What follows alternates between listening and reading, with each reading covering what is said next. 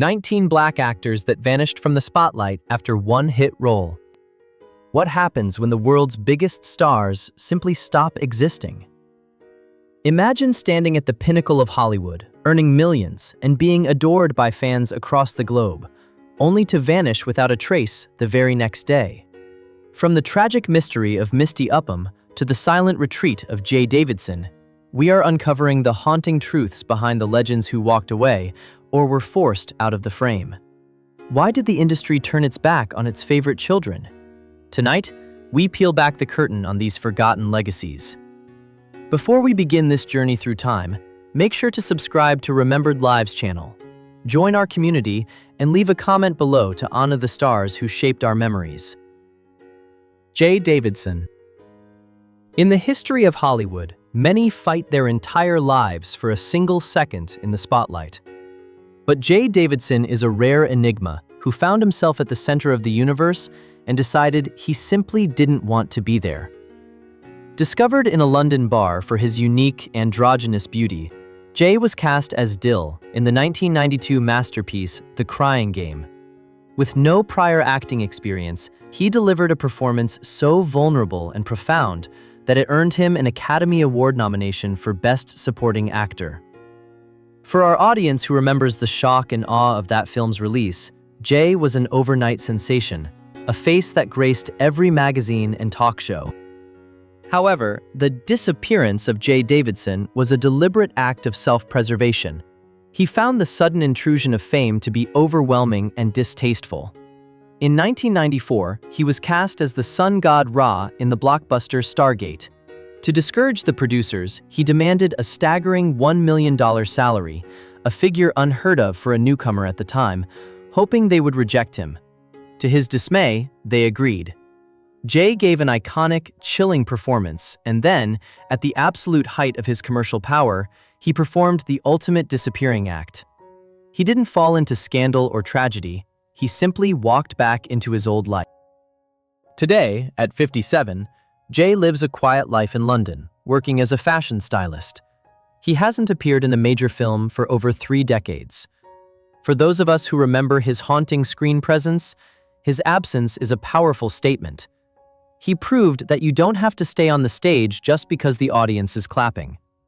Jaye Davidson chose the dignity of silence over the noise of fame, leaving us with 2 perfect performances and a mystery that will never be solved. He remains a ghost of a golden era, a man who had the world at his feet and chose to walk a different path. Misty Upham. The story of Misty Upham is a poignant tragedy that weighs heavily on the heart of anyone who appreciates the raw power of acting. Misty was a powerhouse, a woman of Blackfoot Native American heritage who brought a fierce, haunting authenticity to every frame. Many of you will remember her standing toe-to-toe with giants like Meryl Streep in August Osage County, 2013, or her heartbreaking performance in Frozen River. She was more than just an actress. She was a voice for the marginalized, a rising star who seemed destined to break the glass ceiling for Indigenous women in Hollywood. But in October 2014, the industry was shaken by a chilling headline. Misty had vanished. She had gone missing from her family's home in Auburn, Washington, sparking a desperate search. For 11 agonizing days, her family pleaded for help, but the response from authorities was painfully slow, a reflection of the systemic neglect that Misty herself had often spoken against. On October 16th, a search party organized by her own father and friends found her body at the bottom of a 150-foot ravine near the White River. She was only 32 years old. The official cause was listed as blunt force trauma from an accidental fall, but the shadows surrounding her final days never truly lifted. Her family remained convinced of foul play, believing that Misty's fear of local law enforcement played a role in her tragic end. For our viewers who watched her career bloom, Misty's disappearance from our screens is a permanent void. She didn't vanish out of a desire for privacy. She was a light that was extinguished far too soon. Her legacy remains a somber reminder of the brilliance we lost and the dark realities that often exist just outside the Hollywood frame. She is a remembered life, a star that set before the dawn. Duane Jones. In 1968, a low-budget black-and-white horror film called Night of the Living Dead changed the world forever. It wasn't just the zombies, it was the man leading the fight against them. Duane Jones played Ben, and in doing so, he became the first black actor to be cast as the primary hero in a major horror film without the script ever mentioning his race. He was strong, decisive, and intelligent, a radical departure from the stereotypes of the era. For the generation that lived through the civil rights movement, seeing Duane Jones stand his ground on screen was a revolutionary moment of pride and hope. But despite the film becoming a global phenomenon, Duane Jones did something that modern audiences find impossible to understand. He refused to chase the Hollywood dream. He understood the industry's limitations in the late 60s and 70s. He knew that the roles offered to black men were often beneath his dignity.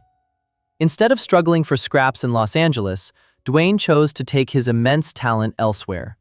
He returned to his academic roots, moving to Pittsburgh and later New York to become a professor of literature and a director of theater.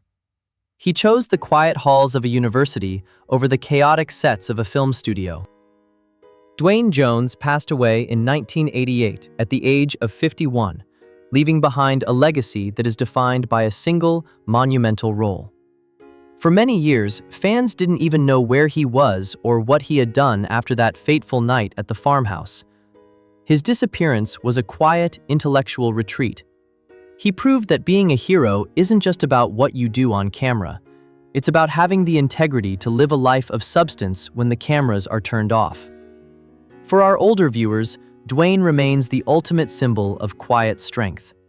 He gave us one of the most important performances in history, and then stepped into the shadows, leaving his work to speak for him forever. He is the pioneer who opened the door and then walked away, content with the truth of his own journey. Taimak.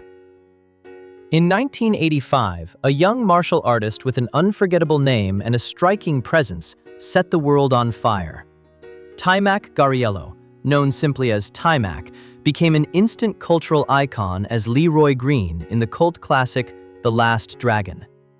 For our audience who lived through the vibrant 80s, Taimak was the ultimate hero, the Bruce Leroy who combined the discipline of a monk with the star power of a Motown singer. When he achieved the glow on screen, it wasn't just a special effect, it was a moment of pure cinematic magic that symbolized black excellence and the triumph of the spirit. He had the looks of a model and the skills of a master, and Hollywood seemed ready to hand him the keys to an action movie empire. However, the vanishing of Taimak is a story of legal shackles and industry short-sightedness. At the age of 20, he found himself trapped in a restrictive multi-picture deal with Motown's Berry Gordy. This contract became a golden cage, preventing him from taking roles at other major studios during the most critical years of his career. While the world waited for a sequel or another blockbuster, Taimak was caught in a legal stalemate. Furthermore, the Hollywood of the mid-80s didn't know how to market a black leading man who was a martial artist without resorting to tired, offensive stereotypes. Rather than play a thug or a caricature, Taimak chose his dignity over a paycheck. Now 61 years old, Taimak remains the undisputed master of his own destiny. He didn't spiral into the typical pitfalls of fame. Instead, he returned to the dojo. He became a world-class martial arts instructor, a theater director, and a mentor. While he occasionally appears in independent projects, he has largely vanished from the mainstream spotlight. For our older viewers, Taimak's absence is a quiet victory. He didn't let the industry break him or change him. He remains the last dragon in our memories, a man who kept his glow by walking away from a world that wanted his talent but didn't respect his worth. He proved that the most important fight isn't against a villain on screen, but for the freedom to live life on your own terms. Quinton Aaron. In 2009, a movie called The Blind Side took the world by storm, and at its center was a gentle giant who moved us all to tears. Quinton Aaron played Michael Orr, and his performance was the soulful foundation of a film that went on to win an Oscar.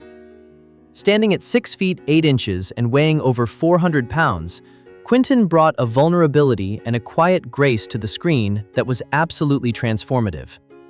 For our viewers who remember the emotional impact of that story, Quinton wasn't just an actor, he was a symbol of hope and the power of a second chance. He held his own against Sandra Bullock, proving that he had the range and the heart to be a major force in the industry. But the vanishing of Quinton Aaron is a stark example of how Hollywood often fails those who don't fit into a standard box. After the massive success of The Blind Side, Quinton didn't find a path to leading man status. Instead, he found himself pigeonholed. The industry saw his size before they saw his talent, offering him roles as bouncers, bodyguards, or silent background figures. He was an actor with incredible depth, but Hollywood treated him like a prop. The scripts that required a man of his stature and his sensitivity simply weren't being written. His disappearance from the mainstream was a slow, quiet fading, as the phone stopped ringing for the big-budget roles he so clearly deserved. Now 41 years old, Quinton Aaron has transformed his disappearance into a powerful mission. He didn't stay in Los Angeles to beg for scraps. He moved to New Mexico and started the Quinton Aaron Foundation to fight bullying and provide support for children in need. He chose to be a hero in the real world, rather than a stereotype on screen. For our older audience, Quinton's story is a beautiful, if bittersweet, reflection. He didn't vanish because he lacked ability. He vanished because the world was too small for his spirit. He remains a beloved memory of our cinematic history, a reminder that the greatest giants are the ones who use their strength to lift others up when the cameras aren't watching. Ahmed Best. In 1999, the world was holding its breath for the return of Star Wars. When The Phantom Menace arrived, a young actor named Ahmed Best was at the forefront of a technological revolution. As the voice and motion capture performer for Jar Jar Binks, Ahmed was the first actor in history to play a fully CGI supporting character in a live-action film. At 26 years old, he was a pioneer, using his background in percussion and physical theater to bring a brand new kind of performance to life. He believed he was part of something magical, a character designed to bring laughter and joy to a new generation of children. But the vanishing of Ahmed Best was not a choice. It was a survival tactic against a wave of unprecedented cruelty. The backlash against Jar Jar Binks was swift and vicious. Adult fans, blinded by their own expectations, directed their vitriol not just at the character, but at the man himself. Ahmed was subjected to racial slurs, death threats, and a level of internet bullying that had never been seen before. The industry that should have celebrated his technical achievement instead distanced itself from him. He found himself uncastable, his name synonymous with a character the world had decided to hate. He later admitted that the isolation was so severe he nearly took his own life on the Brooklyn Bridge. Now 52 years old, Ahmed Best's journey back from the shadows is a testament to the resilience of the human spirit. He vanished from Hollywood to heal, turning to music, teaching, and martial arts to reclaim his sense of self. It took over 20 years for the world to finally apologize. In recent years, he made a triumphant return to the Star Wars universe as Jedi Master Kelleran Beck in The Mandalorian, receiving a hero's welcome from a new, kinder generation of fans. For our older viewers, Ahmed's story is a powerful lesson in endurance. He didn't vanish out of weakness, he vanished to stay alive. He is a survivor who moved through a galaxy of hate to find his way back to the light, proving that your greatest role is always the one where you refuse to let the world break you. Emmanuel Lewis. In the vibrant landscape of 1980s television, one face stood out for its pure, infectious innocence. As the star of the hit sitcom Webster, Emmanuel Lewis wasn't just a child actor, he was a global phenomenon. For our viewers who remember the era of 1983 to 1989, Emmanuel was a household staple, playing the adorable orphan Webster Long. His chemistry with his on-screen guardians, George and Catherine Papadopoulos, brought a sense of warmth and family unity to millions of living rooms. At the height of his fame, Emmanuel was the highest-paid star on television, a personal friend of Michael Jackson, and a frequent guest on the world's biggest talk shows.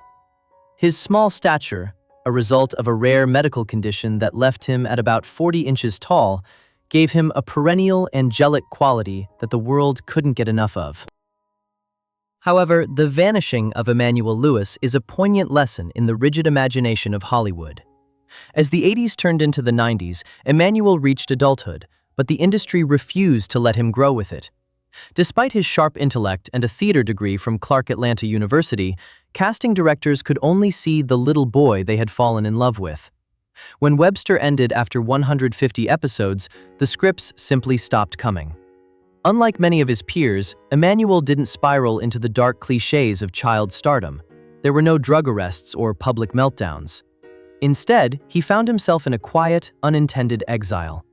He was a man trapped in a child's silhouette, and Hollywood, in its pursuit of the next big thing, simply stopped calling. Now 55 years old, Emmanuel Lewis is a ghost of a golden era. He has largely traded the red carpets for a life of quiet entrepreneurship, running his own record label, Fluid Corporation, and engaging in various business ventures in Atlanta. While fans still post "Where is he now" videos, Emmanuel has made a dignified peace with his anonymity.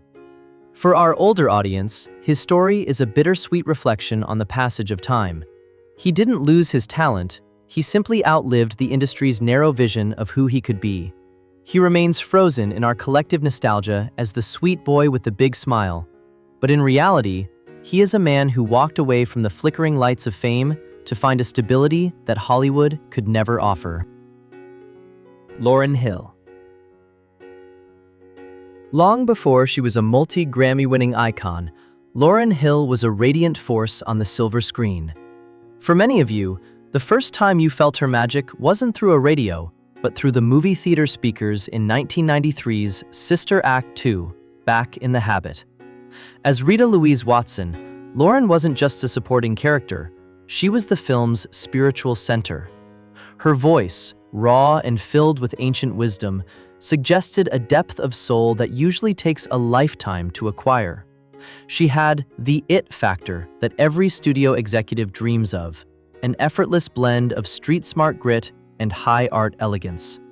Hollywood was ready to crown her as the next great leading lady, the bridge between hip-hop culture and mainstream prestige. But the vanishing of Lauryn Hill was a deliberate, radical act of self-preservation. After the meteoric success of The Miseducation of Lauryn Hill in 1998, which sold over 20 million copies and earned her 5 Grammys in a single night, the industry began to treat her as a commodity rather than a human being. Lauryn saw the fake nature of the spotlight, the predatory nature of fame, and the way the world tried to strip her of her spiritual autonomy.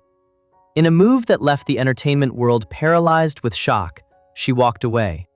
She didn't just stop acting, she retreated into a thick mist of privacy, refusing to play the game that required her to trade her integrity for a paycheck.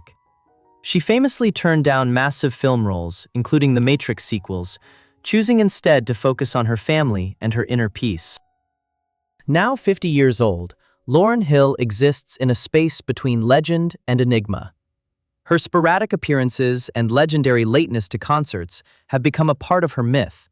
But beneath the headlines is a woman who chose to be a mother and a seeker rather than a superstar. For our older viewers, who have watched so many artists be consumed by the Hollywood machine, Lauryn's story is a complicated victory. She didn't vanish because she failed.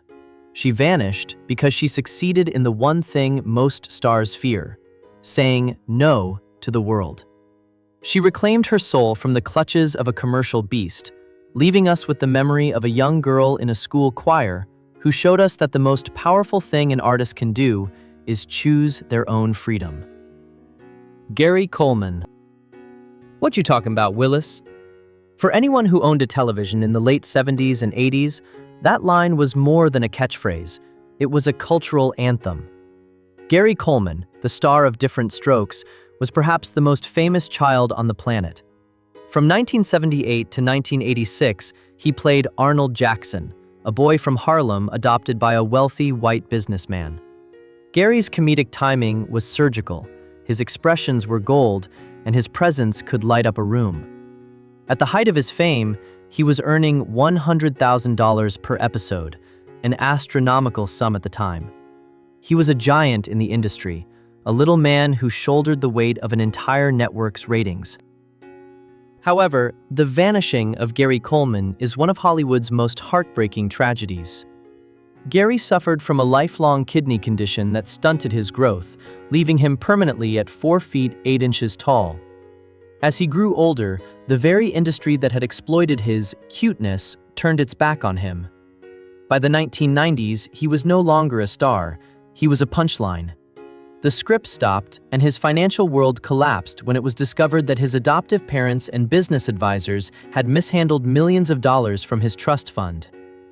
Gary went from a penthouse to working as a security guard just to survive. His disappearance from the spotlight wasn't a choice. It was a slow, painful eviction from a world that had no use for him once he stopped being adorable. Gary Coleman passed away in 2010 at the age of 42 after a brain hemorrhage, but he had essentially vanished from our lives long before that. His final years were marked by legal struggles and a deep, simmering anger at the industry that had used him and then discarded him. For our older viewers, Gary's story is a somber reminder of the dark side of the American dream. He gave us years of laughter and joy, only to spend his adulthood fighting for his dignity. He remains a beloved memory of our television history, a small man who left a massive footprint on our hearts. We remember him not for the struggles of his later years, but for the brilliant boy who taught us that family isn't about blood, it's about the love we find along the way. Todd Bridges. For the generation that gathered around the television in the late 1970s, Todd Bridges was the embodiment of the protective, cool older brother. As Willis Jackson on the monumental sitcom Different Strokes, Todd provided the grounded reality to Gary Coleman's high-energy comedy. From 1978 to 1986, he was a teen idol whose face adorned countless magazine covers. He was a pioneer, one of the few black teenagers on a major network show who was allowed to be intelligent, athletic, and complex. For our older viewers, Todd wasn't just a character. He was a staple of the American living room, a young man who seemed to have a limitless horizon in Hollywood. However, the vanishing of Todd Bridges is a dark and harrowing journey through the underbelly of child stardom. When the series ended, the industry that had celebrated his youth suddenly found him uncastable. The scripts dried up, and the transition into adult roles became a wall he couldn't climb. Todd didn't just fade away. He spiraled into a decade-long battle with severe drug addiction and a series of high-profile legal troubles. By the late 1980s and early 90s, the boy who had been a symbol of wholesome success was facing trial for attempted murder, a case that ended in acquittal but left his reputation in tatters. His disappearance from the screen was a violent expulsion from a world that had used up his childhood and had no room for his struggle. Today, at 60 years old, Todd Bridges carries a heavy mantle. He is the last surviving member of the original Different Strokes household. His re-emergence has been a quiet, dignified victory. He chose to stop being a victim of the Hollywood machine and started being an advocate for sobriety and mental health. For our audience, Todd's story is a sobering reflection on the fragility of fame. He vanished as a superstar and returned as a survivor, proving that the most important role he ever played was the one where he saved his own life. He remains a living bridge to our past, a man who survived the fire to find a different kind of peace in the shadows. Orlando Brown. If you shared the early 2000s with your children or grandchildren, you undoubtedly remember Orlando Brown as a whirlwind of comedic talent. As Eddie Thomas on Disney's That's So Raven, Orlando was a vital pillar of the show's massive success. He possessed a rare, effortless charisma, blending hip-hop energy with a classic sitcom sensibility. He was a multi-talented artist, a voice actor for the Proud Family, a rapper, and a performer who seemed to be a permanent fixture in the Disney family. To the millions who watched him, Orlando was the funny best friend who was clearly headed for leading man status. But the vanishing of Orlando Brown is a tragic, cautionary tale that played out in the harsh glare of the internet age. After That's So Raven concluded in 2007, Orlando didn't move on to bigger movies or adult dramas. He moved into a cycle of devastating personal decline. His disappearance from professional sets was replaced by a series of increasingly disturbing viral videos and mugshots. Throughout the 2000s, Orlando struggled openly with addiction and severe mental health challenges, often making erratic public statements that broke the hearts of those who remembered his vibrant youth. He didn't choose to walk away from Hollywood. He was consumed by a world he wasn't equipped to navigate once the cameras were turned off. Now 38 years old, Orlando Brown is a man attempting to rebuild a life from the ashes of a shattered career. While his vanishing from mainstream entertainment is complete, his story continues in the quiet halls of recovery and faith. He has recently spoken about his journey towards sobriety, offering a glimmer of hope to those who feared he was lost forever. For our older viewers, Orlando's story is a painful reminder of how fragile the path to success can be for a young person in the spotlight. He remains a ghost of our favorite Disney memories, a reminder that behind the laughter and the colorful sets, there was a young man searching for a reality that fame could never provide. Jussie Smollett. In 2015, the television landscape was dominated by a cultural phenomenon called Empire. At the center of that success was Jussie Smollett, who played Jamal Lyon, the soulful and courageous heart of a musical dynasty. Jussie wasn't just an actor, he was a symbol. As an openly gay black man playing an openly gay black character, his performance resonated with millions who had never seen themselves represented with such dignity and power. He was a rising star with a brilliant singing voice and a dramatic range that promised a long, prestigious career. For our older audience, he represented a new era of Hollywood, one that was more inclusive and honest. However, the vanishing of Jussie Smollett is a unique and self-inflicted tragedy that left the world in a state of disbelief. In January 2019, Jussie reported that he had been the victim of a brutal, racially charged, and homophobic hate crime in Chicago. The initial outpouring of support from fans, politicians, and fellow celebrities was massive. But as the police investigation deepened, the narrative flipped entirely. Authorities accused Jussie of orchestrating the entire attack himself to boost his career and salary. The resulting legal battle and public fallout were catastrophic. Jussie didn't just lose his job on Empire, he lost his credibility, his reputation, and his place in the industry he had once dominated. Now 43 years old, Jussie Smollett is a man living in the ruins of a self-built empire. While he has attempted to direct independent projects, the major studios and the mainstream public have largely turned their backs on him. His disappearance from the spotlight was a sudden, violent exit caused by a single, inexplicable decision. For our viewers, his story is a somber lesson in the power of truth and the consequences of ego. He didn't vanish because of a lack of talent or a changing industry. He vanished because he broke the most sacred bond an artist has with their audience: trust. He remains a ghost of a promising future, a reminder of how quickly a legacy can be erased when the truth is sacrificed for the sake of the spotlight. Kel Mitchell. If you were a parent or grandparent in the late 1990s, your living room was likely filled with the frantic, joyful energy of Kel Mitchell. As the breakout star of Nickelodeon's All That and Kenan and Kel, Kel was a comedic hurricane. With his legendary love for orange soda and his bumbling, lovable character Ed in the 1997 cult classic Good Burger, he was the face of a generation's childhood. He possessed a physical comedy style that drew comparisons to the greats, a mix of high-energy slapstick and a unique, rhythmic delivery that made him a global icon before he was even 20 years old.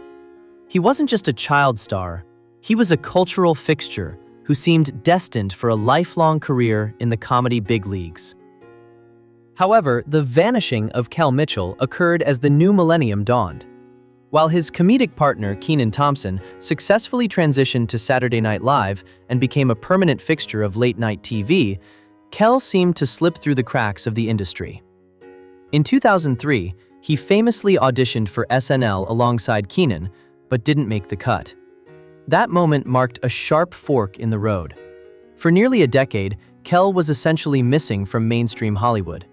He didn't spiral into the dark scandals often associated with young fame. Instead, he found himself in a spiritual and professional wilderness. He battled private bouts of depression and suicidal ideation as the phone stopped ringing and the industry moved on to the next big thing. Now 47 years old, Kel Mitchell has turned his disappearance into a powerful story of redemption. He didn't fight to get back to the A-list by compromising his values. Instead, he turned to his faith. He became a youth pastor and focused on his family, choosing a life of service over the chase for fame. While he has recently returned for a Good Burger sequel and various Nickelodeon projects, his perspective has shifted entirely. For our older viewers, Kel's story is a heartening example of finding one's center. He vanished as a hyperactive teenager and returned as a man of deep conviction, proving that the greatest hit you can ever have is the peace you find within yourself when the cameras aren't watching. Brandon Hammond. In the mid-1990s, there was one child actor who could break your heart with a single look. Brandon Hammond was the emotional anchor of some of the most iconic black films of the decade. Most famously, he played Ahmed in the 1997 classic Soul Food, serving as the narrator and the glue that held a fracturing family together. He stood toe-to-toe with giants like Vanessa Williams and Vivica A. Fox, bringing a maturity and a quiet wisdom to the screen that was far beyond his years. From his role in Waiting to Exhale to playing a young Michael Jordan in Space Jam, Brandon was the little brother of the industry, a prodigy who represented the innocence and the hope of an entire community. But as the 90s drew to a close, Brandon Hammond performed a vanishing act that was as quiet and dignified as his acting style. Unlike many child stars who struggle with the transition to adult roles, Brandon didn't let the industry's changing tides define his worth. As he grew into a young man, the roles offered to him lacked the depth of the characters he had played as a child. Rather than taking stereotypical roles or chasing fame at the expense of his integrity, Brandon made a conscious, clean break. He didn't vanish due to a scandal or a tragedy. He vanished because he decided that his journey in front of the lens was complete. Now 42 years old, Brandon Hammond is a man who reclaimed his life. He traded the red carpets for the quiet work of a writer and director, focusing on his education and his personal growth, away from the prying eyes of Hollywood. While fans on social media still ask, "Where is he now?" every time Soul Food airs, Brandon has found a stability that many of his peers never achieved. For our older audience, Brandon's story is a rare success. He is the child star who grew up, kept his head high, and realized that he didn't need the world's applause to be a whole person. He remains the face of our favorite family memories, a reminder that the most important role you'll ever play is the one you live for yourself after the credits roll. Yvonne Hudson. Of all the names in the history of television, Yvonne Hudson remains one of the most mysterious and overlooked. In 1980, during the most turbulent and chaotic season of Saturday Night Live, Yvonne made history as the show's first ever black female cast member. It was a monumental breakthrough during a time when the not ready for primetime players had left and the show was fighting for its life. Yvonne was a trailblazer, a woman of color standing on a stage that had been almost entirely white for years. For the viewers who remember that era of late-night TV, she was a symbol of progress, a talented performer thrust into a high-stakes environment where every move was scrutinized. However, the vanishing of Yvonne Hudson is a haunting example of how the industry can erase its pioneers. Despite her talent and her historical significance, Yvonne was often relegated to the background, rarely given the chance to showcase her comedic range. When the dust settled on that infamous sixth season and the cast was overhauled, Yvonne remained as a featured player and a background extra until 1984, often appearing in sketches alongside a rising Eddie Murphy. And then, she simply stepped out of the frame. She didn't just leave the show, she left show business entirely. There are no credits after 1984, no interviews, no guest spots, and no memoirs. She didn't fade away, she performed a total disappearance. Now 71 years old, Yvonne Hudson is a ghost of television history. While almost every other SNL alum has used the platform to launch a career, Yvonne chose total anonymity. For decades, researchers and fans have tried to find her, only to be met with a wall of silence. For our older viewers, Yvonne's story is a poignant reflection on the early struggles for representation. She broke a massive glass ceiling, and then reclaimed her life so completely that it's as if she was never there at all. She is the ultimate missing person of the comedy world, a pioneer who gave us a moment of history and then chose a life of peace over a legacy of fame. She remains a silent legend, a reminder that some stories are kept only in the hearts of those who are watching. Sheldon Turnipseed. In the early 1990s, television for young audiences underwent a revolution with the PBS series Ghostwriter. At the center of this educational mystery was Jamal Jenkins, played by the charismatic Sheldon Turnipseed. For our older viewers who watched this with their children or grandchildren, Sheldon was more than just an actor. He was a model of intelligence, curiosity, and leadership. As the anchor of a diverse group of kids solving crimes in Brooklyn through the power of literacy, Sheldon helped make reading and writing feel like a superpower. He had a natural, grounded warmth that made him feel like a real neighbor, a boy who represented the best of a generation. However, the vanishing of Sheldon Turnipseed is a rare case of a child star choosing a quiet, academic path over the siren song of Hollywood. When Ghostwriter ended its successful run in 1995, Sheldon didn't follow his peers into sitcoms or movies. Instead, he performed a disappearing act that would have baffled the ghost he once worked with. He didn't drop out of sight due to legal trouble or personal turmoil. He simply turned the page. He walked away from the camera at the very height of his fame, deciding that the life of a public figure was not his ultimate calling. He chose to focus on his education, trading the red carpets for the lecture halls of New York University. Now 48 years old, Sheldon Turnipseed has successfully lived a life of total anonymity for nearly 30 years. While he remains a beloved figure in the hearts of 90s kids, he has avoided the spotlight with absolute discipline. He reportedly built a career in the professional world, far removed from the entertainment industry's drama. For our audience, Sheldon's story is a refreshing victory. He is the child star who didn't let the industry consume him. He proved that you can be part of a cultural phenomenon and still choose to live a normal, dignified life. He remains a cherished memory of a simpler time, a boy who solved the mystery of his own future by deciding that he didn't need the world's applause to be happy. Karyn Parsons. For 6 seasons on The Fresh Prince of Bel-Air, Karyn Parsons played the quintessential spoiled princess, Hilary Banks. With her impeccable hats, clueless one-liners, and diva attitude, Karyn created a character that was both frustrating and deeply lovable. For our audience who watched the show from 1990 to 1996, Hilary was a comedic highlight, a stylish foil to Will Smith's street-smart energy. Karyn's comedic timing was surgical. She made vanity feel charming. By the time the show took its final bow, Karyn was a household name, a fashion icon, and one of the most recognizable faces in television. But the vanishing of Karyn Parsons was a slow, intentional shift away from the vanity she portrayed on screen. As the 90s ended, Karyn found herself struggling with the Hilary shadow. Hollywood struggled to see her as anything other than the shallow, rich girl, offering her roles that felt like echoes of her past. Rather than fighting for scraps in a narrow industry, Karyn began to look inward. She realized that her passion for acting was being eclipsed by a desire to tell stories that truly mattered. Stories of Black history that were being left out of school textbooks. In 2005, she made a clean break, essentially leaving the Hollywood spotlight to found Sweet Blackberry.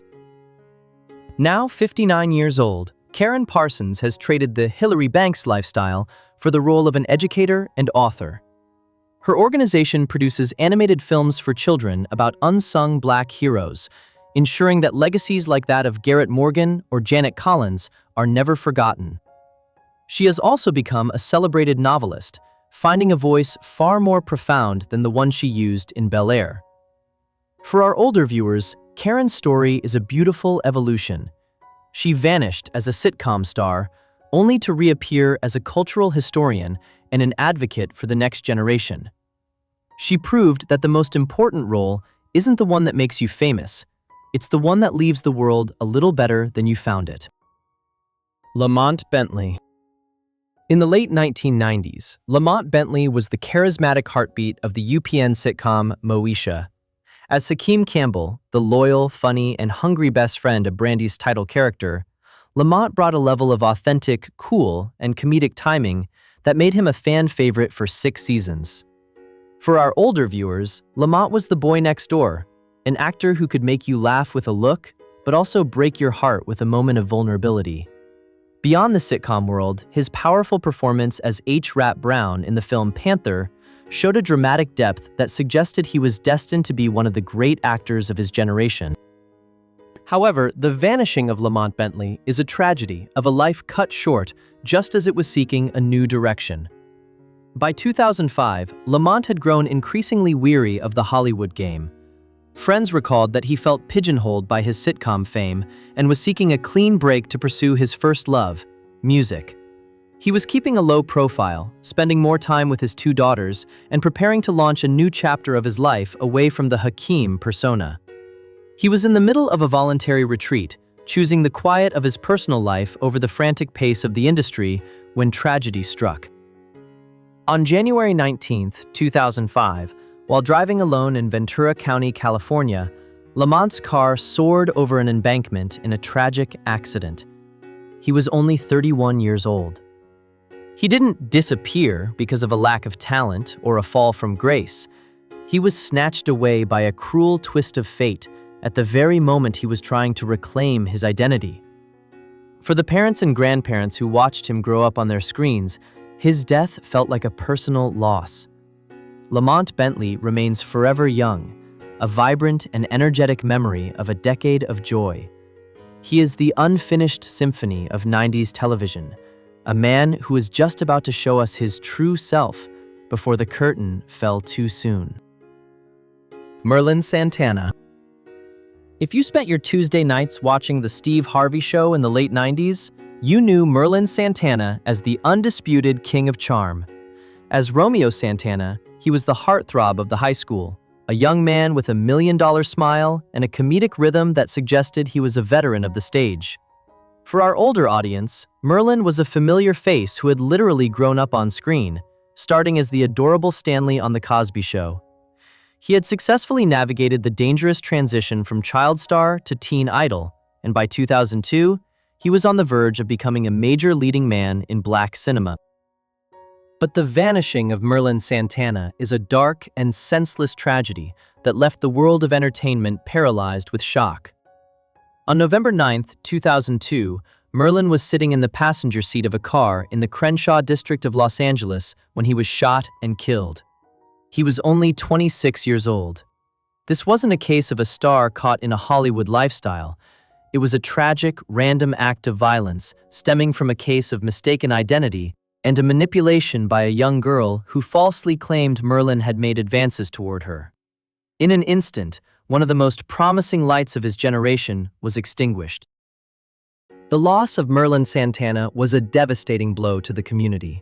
He hadn't faded away or chosen to leave. He was violently taken from a world that had only begun to see his true potential. For our older viewers, remembering Merlin is a somber reflection on the volatility of the world. He remains frozen in time, forever 26, forever handsome, and forever the talented boy who made us laugh. His disappearance from the screen created a void in the industry that has never truly been filled. He is the ultimate what if of television history, a star that didn't set, but was stolen from the sky, leaving us only with the echoes of his laughter and the memory of a future that should have been. We've traveled through 22 lives, some stolen by tragedy, others reclaimed by a desperate need for peace. It leaves us with one burning question: is the price of fame worth the cost of your soul?